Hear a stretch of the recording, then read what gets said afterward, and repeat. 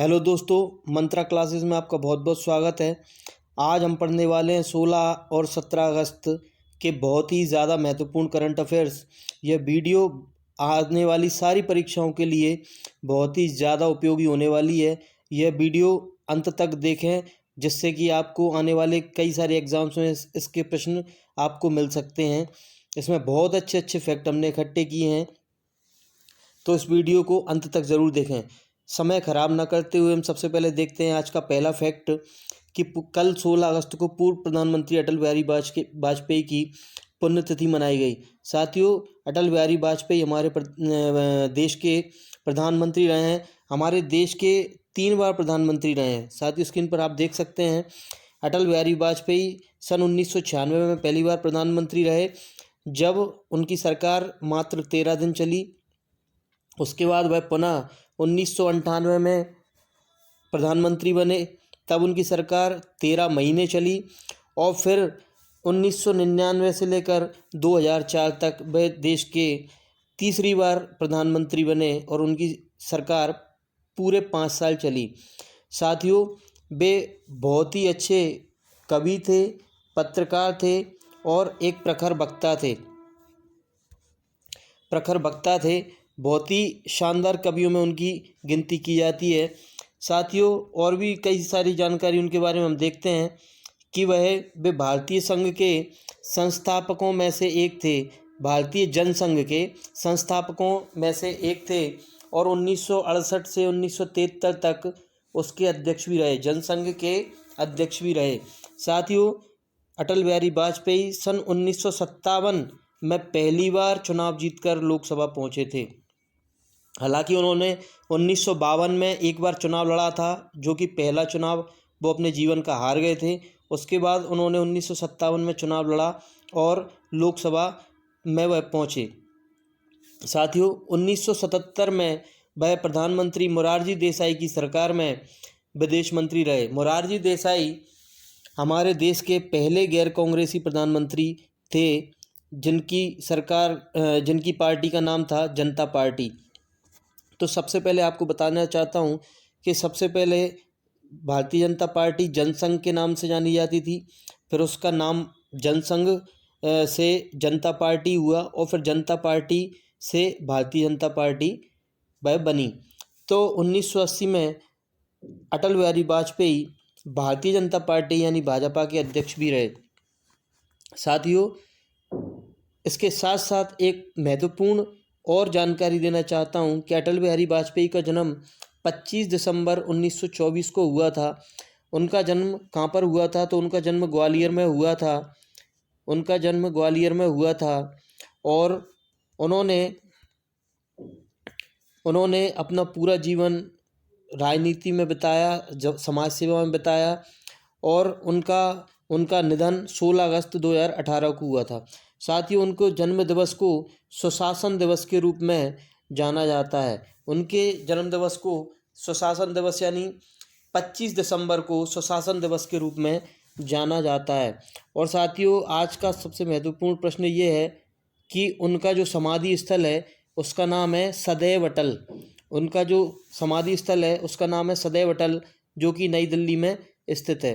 तो आज के लिए बहुत महत्वपूर्ण करंट है और आने वाले एग्जाम्स में इस करंट अफेयर से बहुत सारी प्रश्न पूछे जा सकते हैं, जैसे कि उनके जन्म दिवस को किस नाम से, किस दिवस के रूप में जाना जाता है, उनके समाधि स्थल का नाम क्या है, वे भारत के कितनी बार प्रधानमंत्री रहे, वह भारतीय जनता पार्टी के अध्यक्ष किस सन में बने, वह विदेश मंत्री किस सन में रहे। तो ऐसे कई सारे प्रश्न परीक्षाओं में पूछे जाते हैं और आगे भी पूछे जाएंगे। अगले फैक्ट की ओर हम आगे बढ़ते हैं कि हमारे मध्य प्रदेश की बेटी भावना डेहरिया ने यूरोप के सबसे ऊंचे पर्वत माउंट एल्ब्रुस की चोटी पर तिरंगा फहराया। साथियों, ये बहुत ही ज़्यादा महत्वपूर्ण करंट है कि भावना डेहरिया छिंदवाड़ा जिले के तामिया में रहने वाली हैं। इनकी उम्र 30 वर्ष है। तो भावना डेहरिया किस जिले से हैं? छिंदवाड़ा जिले से हैं। भावना ने 22 मई 2019 को माउंट एवरेस्ट को फतेह किया था एवं 10 मार्च 2020 को ऑस्ट्रेलिया की माउंट कोस्सियुस्को को फतेह किया था। ऑस्ट्रेलिया में एक चोटी का नाम है माउंट कोस्सियुस्को, उसको भी ये फतेह कर चुकी हैं। माउंट जो एल्ब्रुस है वह रूस और जॉर्जिया की सीमा पर स्थित है, जैसा कि आप स्क्रीन पर देख सकते हैं। माउंट एल्ब्रुस रूस और जॉर्जिया की सीमा पर स्थित है। माउंट एल्ब्रुस की दो चोटियां हैं, एक पूर्वी चोटी है और एक पश्चिमी चोटी है। तो जो पूर्वी चोटी है उसकी ऊंचाई है 5621 मीटर, जबकि पश्चिमी चोटी है उसकी ऊंचाई है 5642 मीटर। तो भावना ने इन दोनों चोटियों को फतेह किया है और तिरंगा फहराया है। साथियों, यह मध्य प्रदेश की बेटी हैं, इनका जन्म छिंदवाड़ा में हुआ है और इन्होंने यूरोप की सबसे ऊंची चोटी माउंट एल्ब्रस को फतेह किया है और वहाँ पर तिरंगा फहराया है। साथियों, अब हम अगले फैक्ट की ओर चलते हैं। जैसा कि अभी की फिलहाल की खबर है कि हमारे मध्य प्रदेश के कूनो राष्ट्रीय उद्यान में नामीबिया से चीते लाए जाएंगे। तो ये चीते लाने की प्रक्रिया प्रारंभ हो चुकी है और दैनिक भास्कर की ये खबर है जो आप स्क्रीन पर देख सकते हैं। पधारो मध्य प्रदेश, कूनो आने वाले चीते की पहली तस्वीर। साथियों, नामीबिया से मध्य प्रदेश के कूनो आने वाले चीतों की पहली तस्वीर सामने आ गई है और नामीबिया से जो चीते लाए जा रहे हैं उनका स्वास्थ्य परीक्षण वहाँ पर किया जा रहा है। उस स्वास्थ्य परीक्षण की ये तस्वीर है। साथियों, पहली बार में हमारे इंडिया में 8 चीते लाए जा रहे हैं। पहली बार में हमारे इंडिया में नामीबिया से 8 चीते लाए जा रहे हैं, जिसमें 4 नर चीते हैं और 4 मादा चीते हैं। साथियों, इसके साथ साथ और महत्वपूर्ण जानकारी हम आपको देना चाहते हैं कि भारत में आखिरी बार चीता कब देखा गया था। तो भारत में आखिरी बार चीता 1948 में देखा गया था, जैसा कि आप सबको स्क्रीन पर दिख रहा है। 1948 में सरगुजा के महाराज रामानुज प्रताप सिंह देव ने 3 चीतों का शिकार किया था। यही भारत के आखिरी चीते थे। 1952 में भारत ने चीतों के खत्म होने की घोषणा कर दी थी भारत से। तो ये बहुत ही महत्वपूर्ण प्रश्न बन सकता है कि भारत में आखिरी बार चीता कब देखा गया था। तो वो 1948 में देखा गया था और भारत में चीतों के खत्म होने की घोषणा 1952 में कर दी गई थी। तो आज़ादी के 75 वर्ष बाद आज भारत में पुनः चीते लाने की कवायद शुरू हो गई है और इन चीतों को नामीबिया से लाया जा रहा है और पहली खेप में 4 नर चीते हैं और 4 मादा चीते हैं। तो इसके साथ साथ एक और चीज़ है कि जिस राष्ट्रीय उद्यान में ये लाए जा रहे हैं तो वो कूनो राष्ट्रीय उद्यान है। कूनो राष्ट्रीय उद्यान मध्य प्रदेश के श्योपुर में स्थित है। मध्य प्रदेश के श्योपुर में यह राष्ट्रीय उद्यान स्थित है। श्योपुर मध्य प्रदेश में यह स्थित है और इसका नाम कूनो राष्ट्रीय उद्यान है। अगले फैक्ट की ओर बढ़ते हैं कि फीफा ने किया भारतीय फुटबॉल महासंघ को निलंबित। भारतीय फुटबॉल महासंघ को विश्व फुटबॉल की जो संस्था है फीफा ने उसे निलंबित कर दिया है। साथियों, फीफा जो विश्व की संस्था है फुटबॉल की, उसने अखिल भारतीय फुटबॉल महासंघ को कई बार चेतावनी दी कि आप नियमों का उल्लंघन ना करें और नियमों के साथ खिलवाड़ ना करें। लेकिन अखिल भारतीय फुटबॉल महासंघ के जो अध्यक्ष रहे प्रफुल्ल पटेल, वो लगातार अपने पद पर बने रहे और उन्होंने अपने पद से इस्तीफा नहीं दिया। जबकि नियम अखिल भारतीय फुटबॉल महासंघ का एवं जितनी भी खेल संस्थाएं हैं, उन खेल संस्थाओं में कोई भी अध्यक्ष 3 बार से अधिक अध्यक्ष नहीं रह सकता। लेकिन प्रफुल्ल पटेल सन 2009 से लगातार अध्यक्ष बने रहे और जैसा ही चुनाव कराने की बारी आती थी तो वो चुनाव को टालते रहते थे। यह नियमों का गंभीर उल्लंघन फीफा ने माना है और आज भारतीय फुटबॉल के इतिहास में 85 साल के इतिहास में फीफा द्वारा भारतीय फुटबॉल महासंघ को पहली बार निलंबन झेलना पड़ा है। पहली बार भारतीय फुटबॉल महासंघ को बैन किया गया है। ये हमारे लिए बहुत बुरी बात है, हमारे खेल जगत के लिए बड़ी बेकार बात है। तो आगे हम देखते हैं कि इस निलंबन से, इस बैन से हमें क्या प्रभाव पड़ेगा हमारे आगामी समय पर। तो देख सकते हैं कि AIFF यानी ऑल इंडिया फुटबॉल फेडरेशन यानी भारतीय फुटबॉल महासंघ को सस्पेंड करने का मतलब है कि अंडर 17 महिला फुटबॉल वर्ल्ड कप टूर्नामेंट जो कि देश में 11 अक्टूबर से 30 अक्टूबर के बीच में आयोजित होने वाला था, अब तय समय पर नहीं हो पाएगा। तो जी हाँ, अंडर 17 महिला फुटबॉल वर्ल्ड कप जो 11 अक्टूबर से 30 अक्टूबर के बीच में भारत में होने वाला था, वह अब तय समय पर नहीं हो सकता है और हो सकता है उसे कैंसिल भी कर दिया जाए और भारत में कोई भी विदेशी टीम यहाँ कोई टूर्नामेंट नहीं खेल पाएगी या भारतीय टीम उसमें शामिल अन्य टूर्नामेंट में भी शामिल नहीं हो पाएगी, ऐसी संभावना है। ये हमारे लिए बहुत बेकार बात है कि अखिल भारतीय फुटबॉल महासंघ अपने नियमों के उल्लंघन की वजह से बैन कर दिया गया है। तो साथियों, इसके साथ में कई सारी जानकारी हम आपके सामने लेकर आए हैं। फीफा की स्थापना 1904 में हुई थी। इसका मुख्यालय स्विट्जरलैंड में है और फीफा के वर्तमान अध्यक्ष जियानी इन्फेंटिनो हैं। ये तीनों चीज़ें बहुत महत्वपूर्ण हैं, परीक्षाओं में पूछी जाती हैं। उसके साथ साथ हम देखेंगे AIFF की स्थापना 1937 में हुई थी। AIFF यानी ऑल इंडिया फुटबॉल फेडरेशन, जिसे हिंदी में बोल सकते हैं भारतीय फुटबॉल महासंघ, इसकी स्थापना 1937 में हुई थी। AIFF का मुख्यालय दिल्ली में है और AIFF के पूर्व अध्यक्ष यानी जिन्होंने नियमों का उल्लंघन किया वो प्रफुल्ल पटेल हैं। उसके बाद अभी चुनाव की प्रक्रिया जारी है।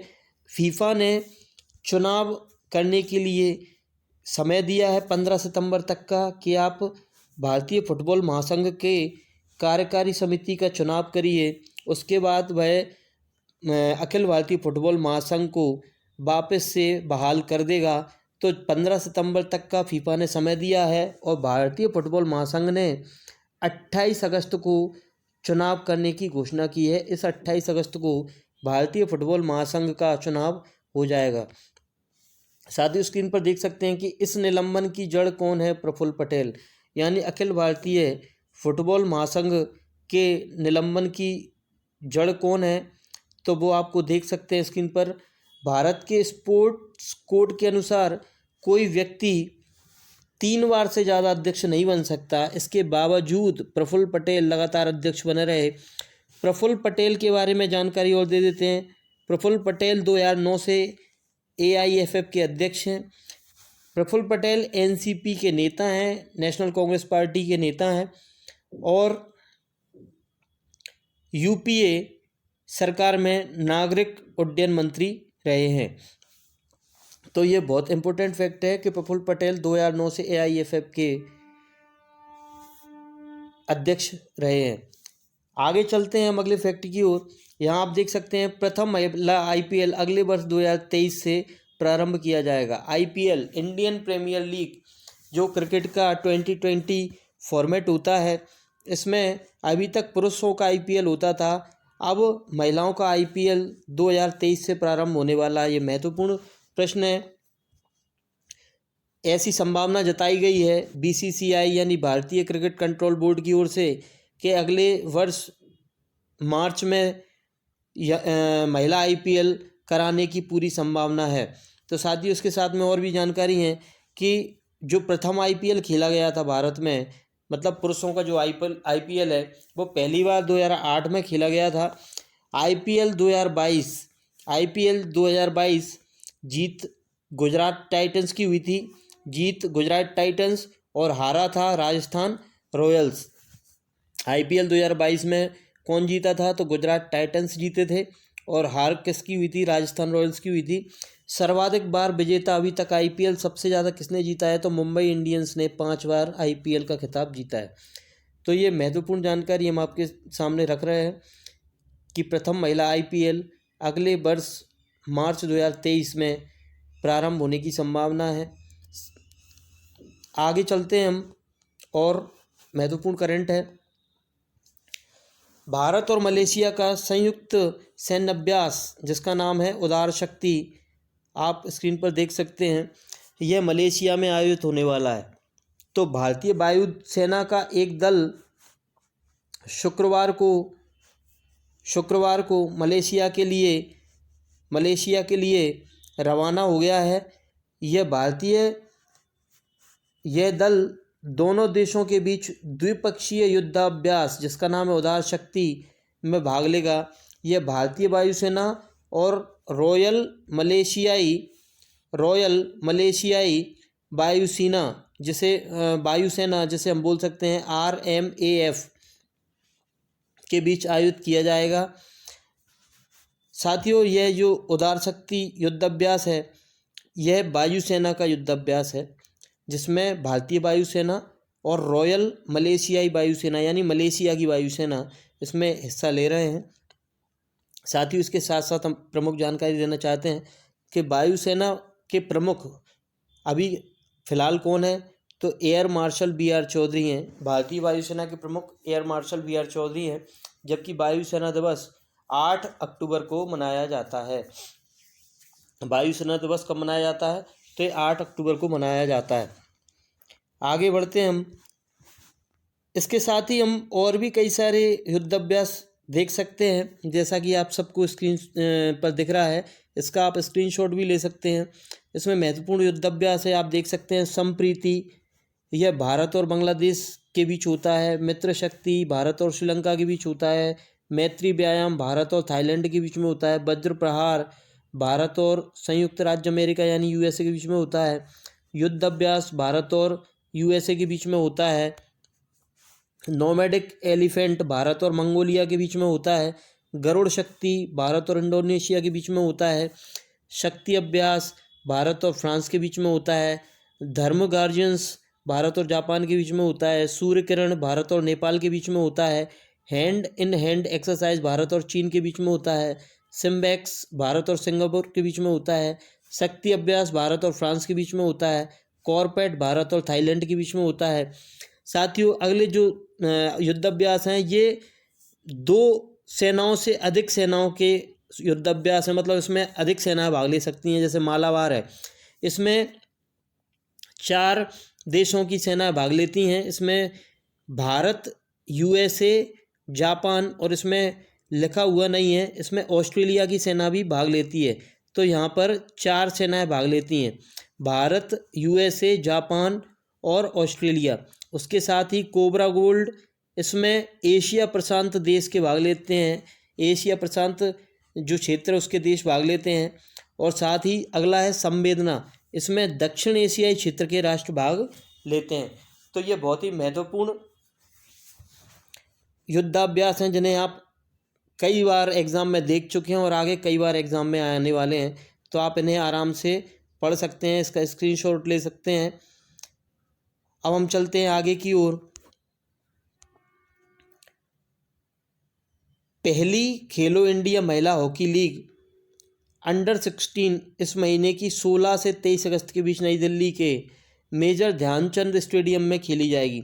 साथियों, पहली बार खेलो इंडिया महिला हॉकी लीग का अंडर-16 जो फॉर्मेट है इसी महीने 16 से 23 अगस्त के बीच नई दिल्ली में आयोजित होगा और स्टेडियम होगा मेजर ध्यानचंद स्टेडियम।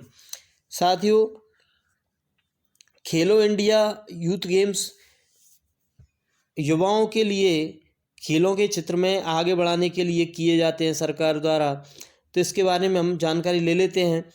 इसमें आप देख सकते हैं जूम करके, इसके मुख्य बिंदु हैं। पहली खेलो इंडिया महिला हॉकी लीग का पहला चरण अंडर-16 का पहला चरण 16 से 23 अगस्त तक आयोजित किया जाएगा, जिसमें देश भर की कुल 16 टीमें भाग लेंगी। इसमें कितनी टीमें भाग लेंगी, तो 16 टीमें इसमें भाग लेंगी। पहले चरण में कुल 56 मैच खेले जाएंगे और 300 से अधिक खिलाड़ी इसमें भाग लेंगे। भारतीय खेल प्राधिकरण ने प्रतियोगिता के 3 चरणों के लिए कुल 53.72 लाख रुपए आवंटित किए हैं। इस राशि में 15.5 लाख रुपए की पुरस्कार राशि भी शामिल है। तो साथियों, इस प्रतियोगिता के 3 चरण होंगे। तो पहले चरण की शुरुआत 16 अगस्त से 23 अगस्त तक यह पहला चरण खेला जाएगा। आगामी 2 चरण भी आगे होंगे, तो उसकी हम आपको अलग से जानकारी दे देंगे। इसके साथ ही हम एक महत्वपूर्ण जानकारी देते हैं कि खेलो इंडिया यूथ गेम्स बहुत ही महत्वपूर्ण है। खेलो इंडिया यूथ गेम्स इसकी शुरुआत हुई थी 2018 में। खेलो इंडिया यूथ गेम्स का पुराना नाम है खेलो इंडिया स्कूल गेम्स, जिसका नाम बदलकर खेलो इंडिया यूथ गेम्स कर दिया गया था। साथियों, अब हम चलते हैं अगले फैक्ट की ओर। कांग्रेस के वरिष्ठ नेता और सांसद शशि थरूर को फ्रांस के सर्वोच्च नागरिक पुरस्कार शेवेलियर दी ला लीजन d'honneur से सम्मानित किया जाएगा। साथियों, फ्रांस की सरकार शशि थरूर को यह सम्मान, फ्रांस का सर्वोच्च नागरिक सम्मान देने जा रही है, जिसका नाम है आपकी स्क्रीन पर शेवेलियर दी ला लीजन d'honneur।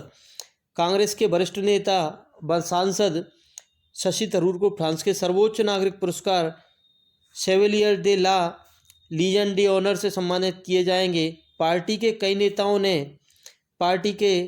नेताओं ने उन्हें इस प्रतिष्ठित सम्मान पर बधाई दी है। फ्रांसीसी सरकार उन्हें उनके लेखन और भाषणों के लिए सम्मानित करने जा रही है। दिल्ली में फ्रांसीसी राजदूत इमैनुअल लेनिन ने थरूर को पत्र लिखकर इस सम्मान के बारे में जानकारी दी है। साथियों, फ्रांस का सर्वोच्च नागरिक सम्मान, उसका नाम है शेवेलियर दी ला लीजन d'honneur।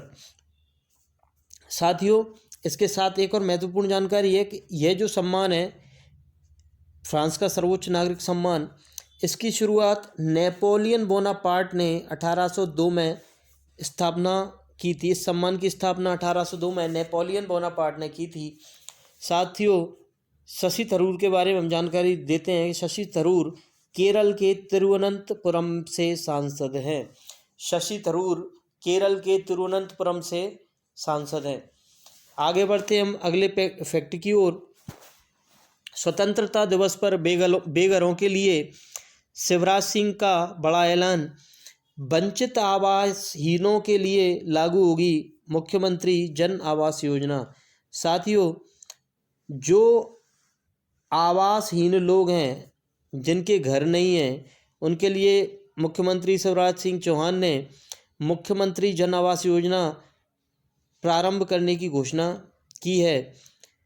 उन्होंने अपने भाषणों में यह भी कहा कि जो भूमाफिया हैं और उनसे 21,000 एकड़ भूमि जो मुक्त कराई गई है, मध्य प्रदेश के भूमाफियाओं से 21,000 एकड़ भूमि मुक्त कराई गई है। उस भूमि पर हम हाई राइज बिल्डिंग